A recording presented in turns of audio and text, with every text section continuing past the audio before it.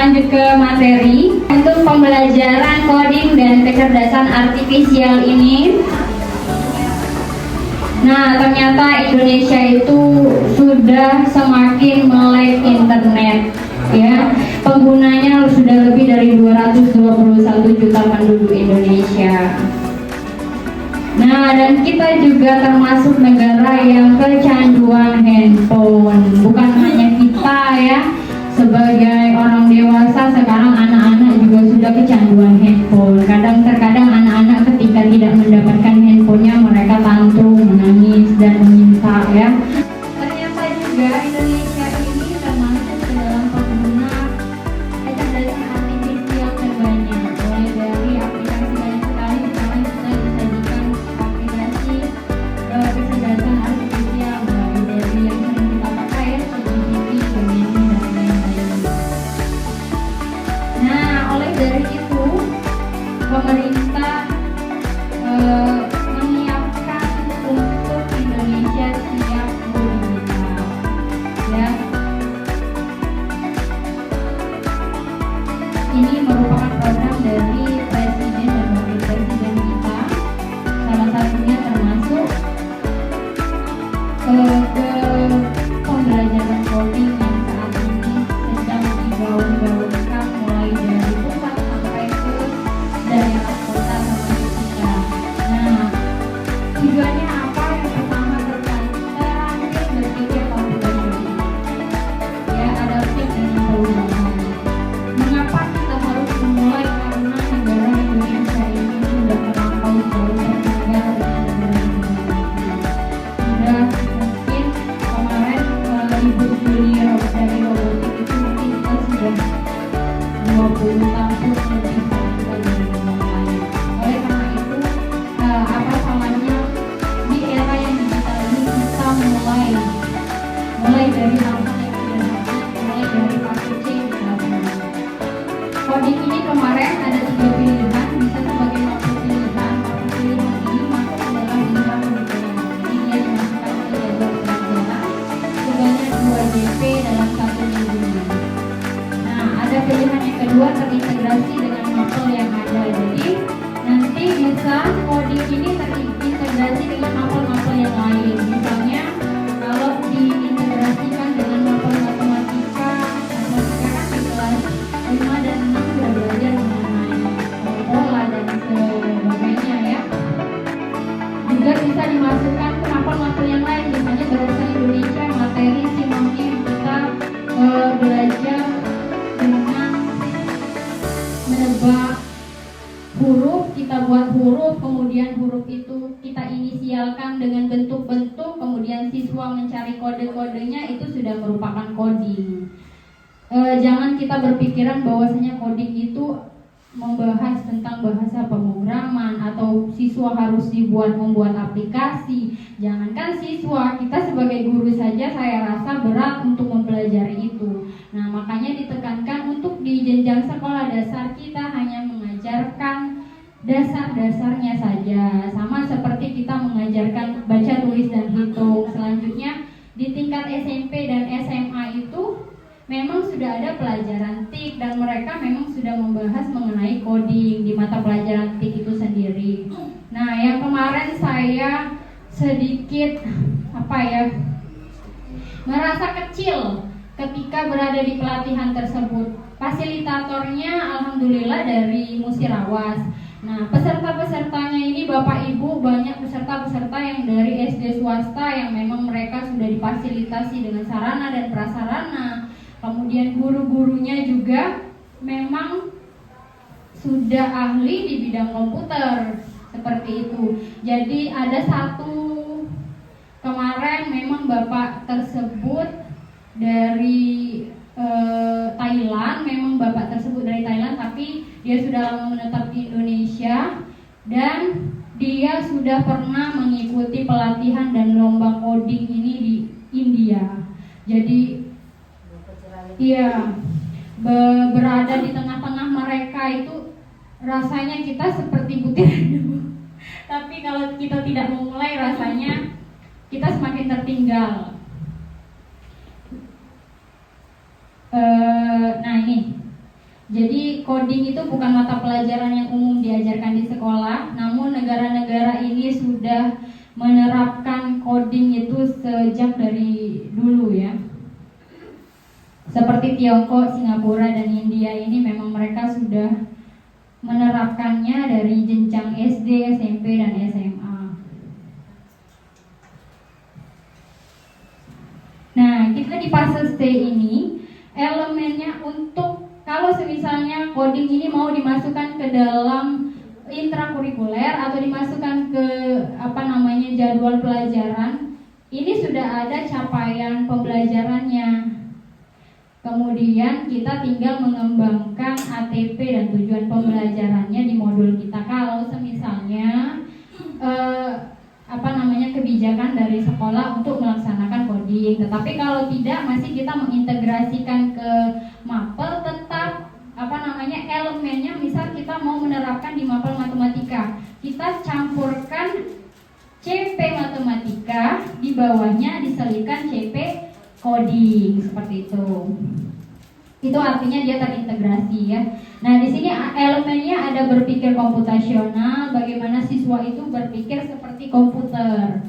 Kemudian literasi digital, literasi dan etika kecerdasan artifisial, serta pemanfaatan dan pengembangan artifisial. Ini alokasi waktunya sama seperti yang sudah di-share oleh Ibu Lisa Indani selaku Wakil Kurikulum, 72 JP per tahun, jadi di total 2 JP per minggu ya. Nah, metode pembelajaran coding ini ada 3 Bapak Ibu. Ada berdasarkan internet base, mohon maaf ya pengucapannya karena saya kurang mahir dalam berbahasa Inggris. Ini internet ini kita perlu perangkat laptop atau handphone atau tab ya, kemudian yang tersambung dengan internet. Nah, yang kedua ini adalah plug ini tidak membutuhkan internet, misalnya aplikasi itu bisa dipakai secara offline. Kemudian yang ketiga unplug. Nah, ini yang bisa kita pakai kalau misalnya sekolah kita saat ini belum difasilitasi oleh Chromebook dan laptop atau TV yang itu ya. Kita bisa memanfaatkan ini. Artinya kreativitas dari gurunya sendiri untuk membuat LKPD dan media.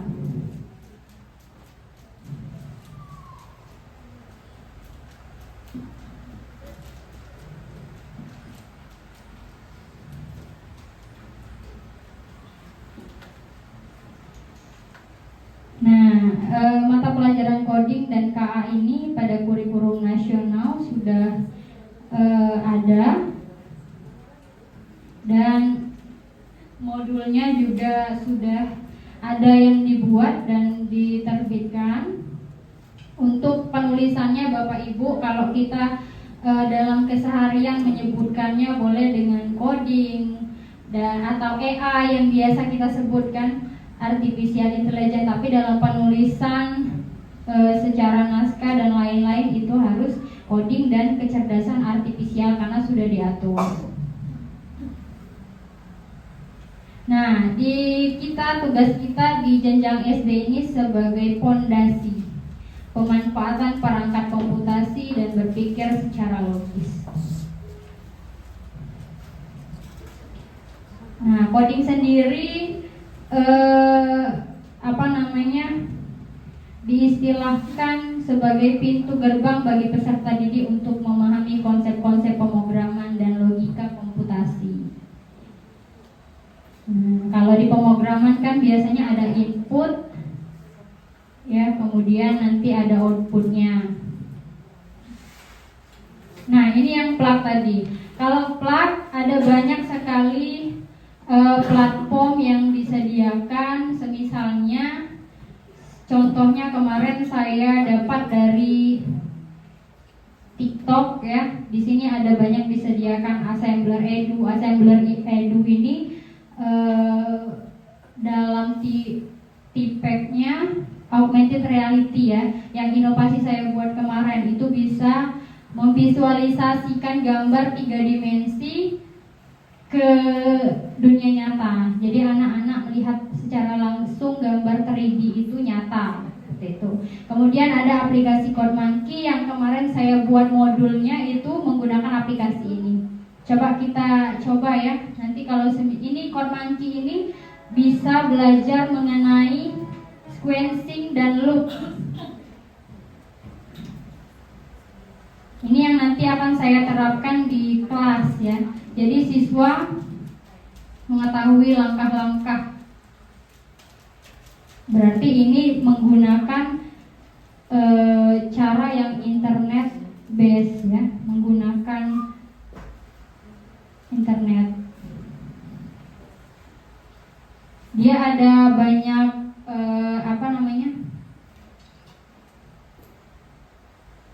lambat ya, kita ke ini dulu, nanti ada LKPD-nya. Nah, kalau unplug kita tidak menggunakan perangkat elektronik, tetapi mengajarkan konsepnya melalui aktivitas ini.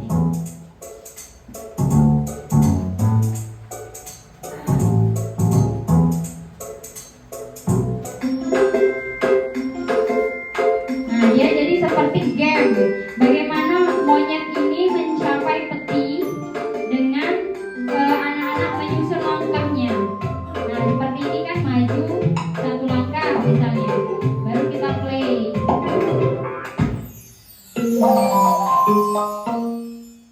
Nah, kalau saya kemarin LKPD-nya saya buat ini, siswa menuliskan misalnya ini langkahnya kan 1 kali maju kan, kemudian di LKPD itu ada langkah-langkahnya dan di situ siswa disediakan kotak, siswa menuliskan kembali langkah tersebut.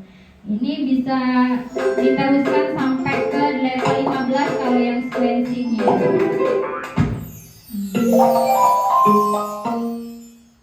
Nah, semakin tinggi semakin tinggi levelnya dia akan semakin ada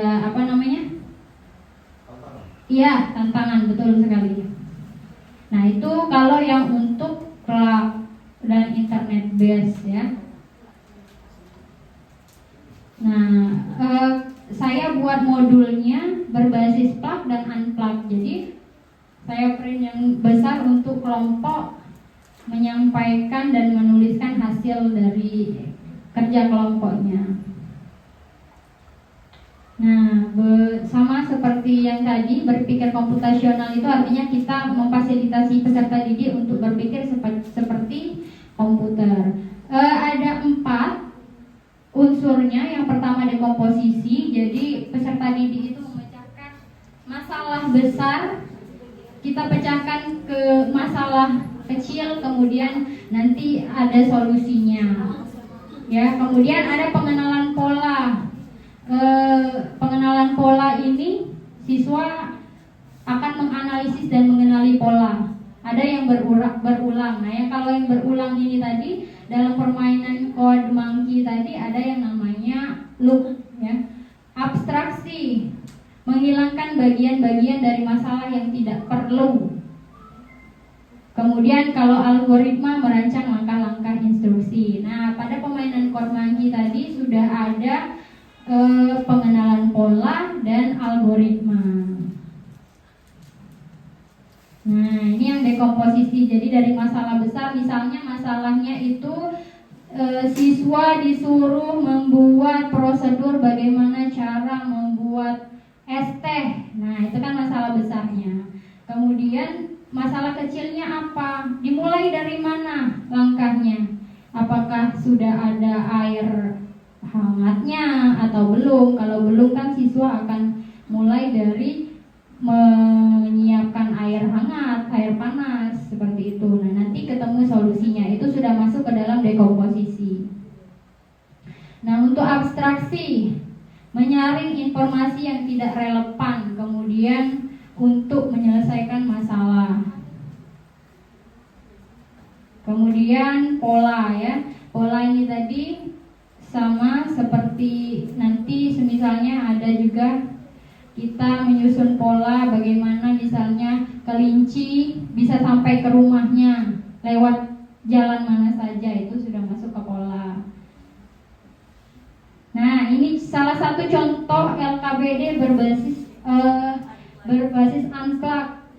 ya. Nah, bagaimana kita robot ini kecil ya, untuk membersihkan kelas ini seperti apa langkah-langkahnya, itu sudah termasuk ke dalam coding ya. Nah, seperti ini urutan-urutan anak-anak mulai dari bangun tidur dan beraktivitas, mereka menyusun langkah-langkahnya, ternyata itu sudah merupakan coding sederhana.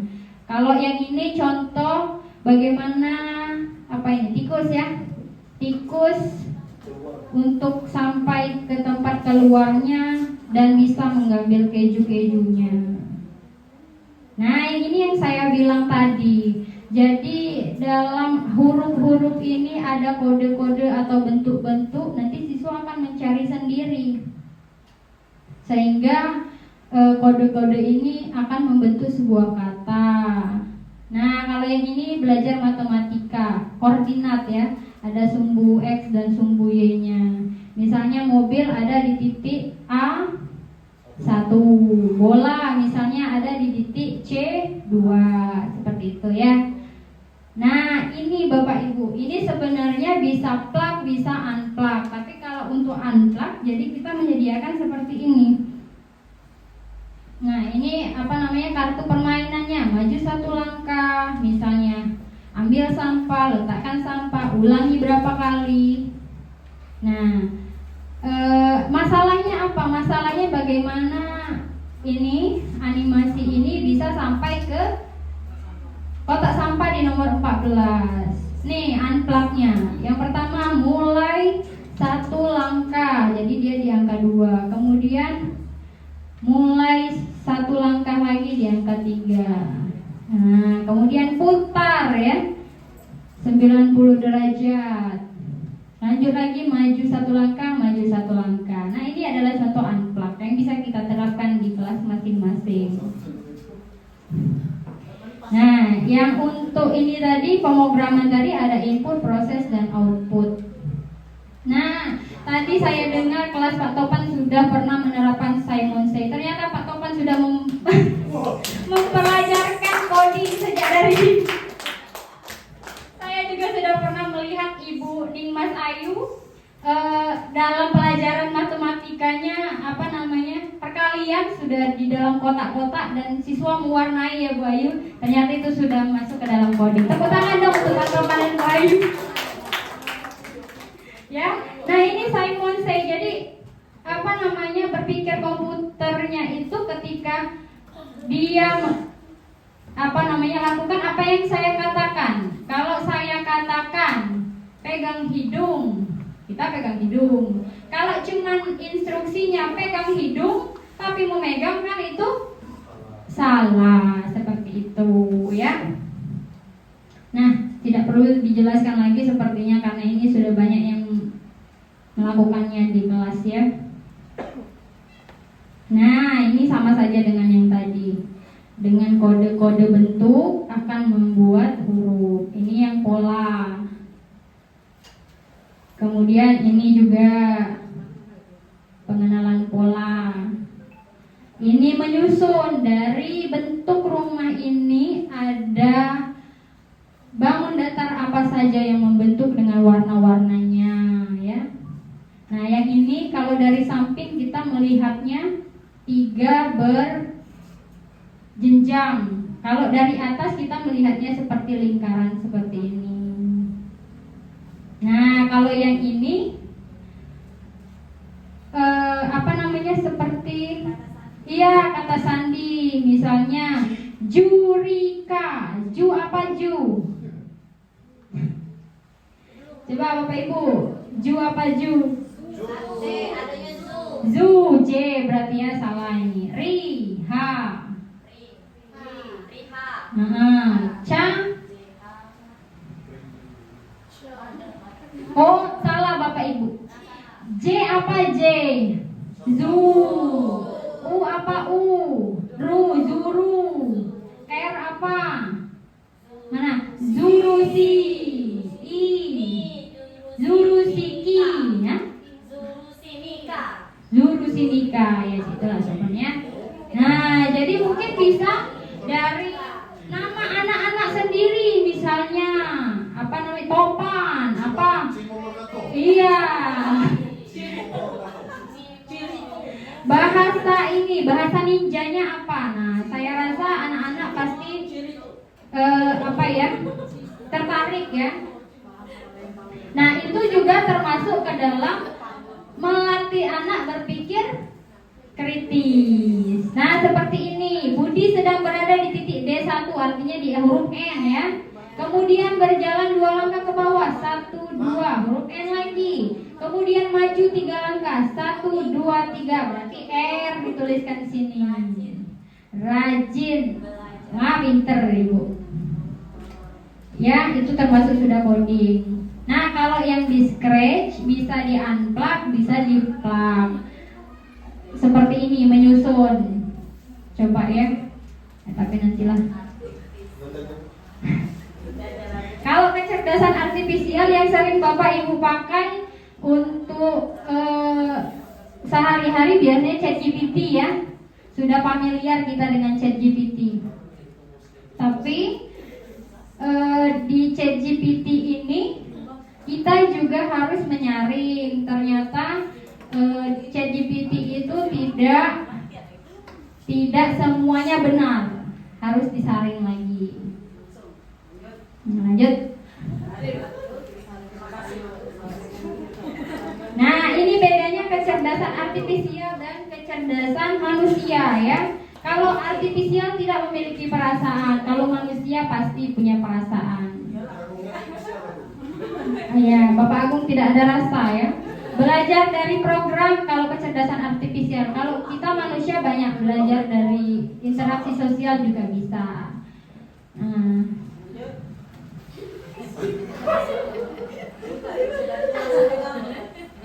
Nah, kalau yang ChatGPT itu harus ada promptnya ya. Misalnya buatkan desain pembelajaran dengan kegiatan inti yang ada tabel 3 kolom. Secara rinci kita menjelaskannya pasti ditampilkan oleh ChatGPT. Nah, coba kita ke membedakan. Nah, menurut Bapak Ibu, gambar kanan dan kiri yang mana yang AI, yang mana yang bukan? Kiri AI.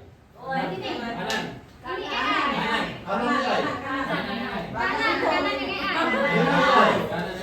Ada yang jawab kanan, ada yang jawab kiri. Coba kita cek ya. Oh, ternyata yang kanan ini AI. Nah, coba kalau yang cewek, Pak Agung, yang mana AI? Yang ini yang AI. Yang hitam. Oh, yang hitam yang AI. Coba kita cek. Oke, kita cek sama-sama. Ternyata dua-duanya AI.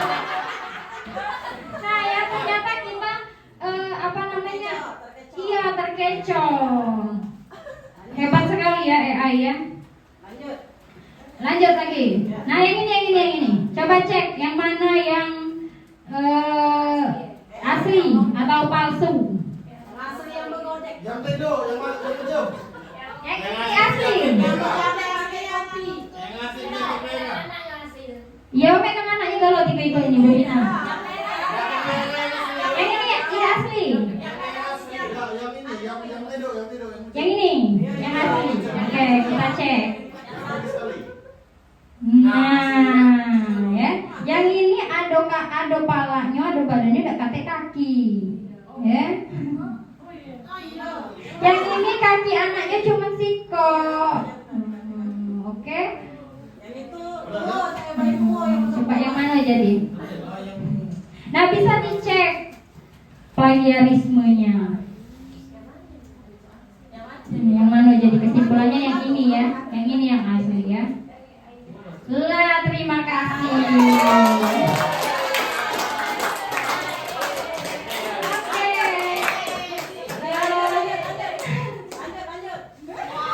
Semangatnya Bu, jangan nak ditambah lagi, jangan kerja sampai 5:30. Oke, terima kasih Bu kesempatannya. Terima kasih juga partisipasinya Bapak Ibu. Kira-kira ada yang mau bertanya, nanti kalau bisa saya jawab, saya jawab. Kalau tidak saya PR-kan, nanti saya tanyakan ke fasilitator saya. Terima kasih. Wassalamualaikum warahmatullahi wabarakatuh.